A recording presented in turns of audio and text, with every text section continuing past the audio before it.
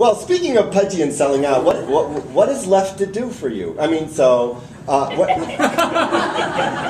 when you think about what's going to happen, where you are in 10 years, is there still? I mean, so I talked to Stan Robinson last night, and he was saying, well, someday when I retire, I said, retire? Are you thinking of retiring? Well, no, I'm not. I still have 5 novels to write. So, I mean, he knows that he has an agenda, things that need to be done. On the other hand, it is the fact that we're kind of mortal, or at least I was. And so that someday it might come to an end, so you need to get something done before you stop. You have something that needs to get done before you stop? Yeah, I need to achieve literary greatness. You think he's fooling? I've been published for 30 years. Yeah. If I have another 30 good, productive years, I'll be lucky. Right. That is beginning to weigh in on me, and I've got now, I've just started my next 2 novels. It's an attempt to speed up production, because I've got 6 novels that I want to write, which means I'm probably not going to write 4 of them.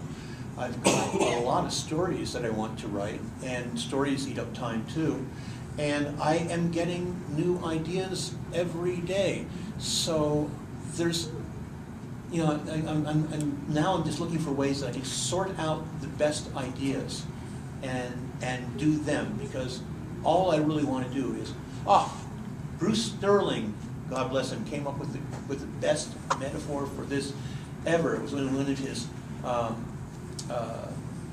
Shaper Mechanist stories. And some super brights seek asylum with this one guy, and they say in his military industrial complex, and they come to him and he asked what their terms are, and he said, all we want to do is have a quiet place to work while God finishes eating our brains. And I said, that's what I want. I want a quiet place to work while God finishes eating my brains. Well, for me, you know, people who follow my career know that it's been a while since I've written a novel, and one of the reasons why I stopped, I think, was that I published a novel called Wildlife back in, I don't know, the frickin' Carter administration, and it was a fix-up novel, because the way my literary DNA works is that I seem to write in a series of story arcs, and so because of that, some of the stories that were meant to be in a novel popped out and could be published as short stories. And so I published that novel, which I'm actually quite proud of, and the reception was fine, but it was also, there was a sort of text of, well, it is a fix-up novel, actually, because several of these stories, even though they were nominees and blah, blah, blah, were short stories, so they're somehow tainted in the creation of this fix-up. So I made a vow to myself, well, I'll show those mothers. I'll never write another fix-up, which is why I haven't written another novel. So, so now my new aesthetic plan is to champion the fix-up, because I actually am getting ready to write.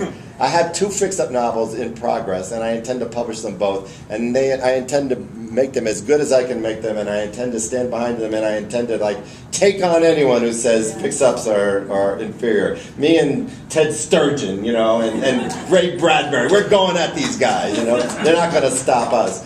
But so, and that's sort of the missing piece of my career, I think, is that, you know, there aren't the novels of whatever quality that there are in yours or certainly Connie's but then you take Stan Robinson, and I have chided Stan in the past. He was a fine short story writer, and yes, he could be a fine short story writer again, but he left the form to write his novels. And I was just saying last night to him, you know, his editor was saying that the new novel, he should write a couple short stories sort of as advertisements. And he's saying, oh, I can't do that anymore. I forgot how. And you don't forget how.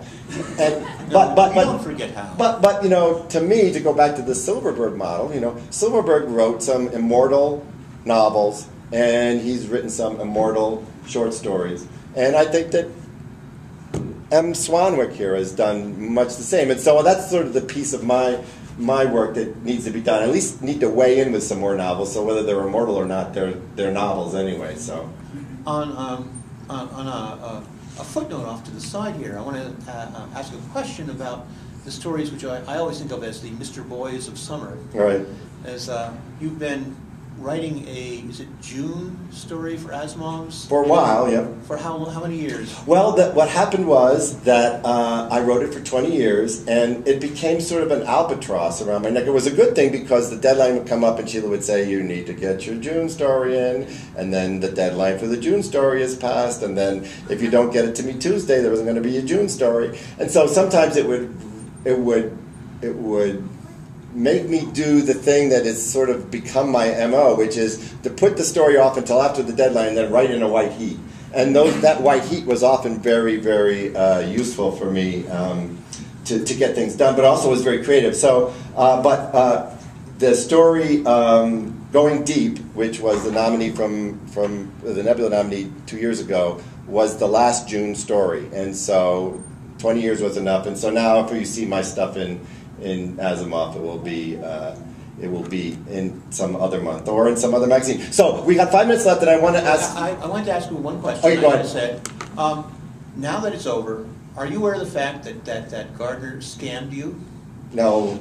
Yes, he did. Uh-oh. Okay. Yes. That bastard. It was you had I forget how many years how many years you'd had the Asimov story in June. Yeah. And he was going, how can I get another story out of Jim? And he called you up and he said, Jim, we don't have a June story out of from you. And you went, what? And he goes, every June we have this story. Yeah. Where would we be without your June story? Yeah. And you bought it. Yeah, I did. And he did this quite deliberately. Yeah. That's all he wanted was to get a story from you. And from that point on, he had one James Patrick Kelly story a year that he didn't have to worry about. There you go. Yeah, the John W. Campbell of our generation. So, Michael, one last question here before we have to. We should probably take some questions, but I want to ask you this: what is the story when you finally pass into that great, writing room in the sky? What will be the thing that the lead in your obituary? What thing will they say? This is the guy who wrote. Right now, probably the Iron Dragon's Daughter. That's what I would say too. But I'm hoping to write something much better.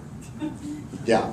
And it's clear, this is the guy who wrote Think Like a Dinosaur, which I have written now for many a year, and I'm still very proud of that story. But I actually think I have written better than that. Have you written better than the Iron Dragon's Daughter? Strangely enough, my least regarded novel, Jack Faust. Oh, that's a great novel. Is far better than Think Like a Dinosaur, but it has a. Wait a minute, Marianne, stop him for me, would you? There's a Freudian. It's much better than the Iron Dragon's Daughter, but it has a downer ending. It does. The Iron Dragon's Daughter had a great ending. At the end, she gets to go to Pittsburgh and be a chemist. That's a great way for a fantasy novel to end. Yeah. We have time for one.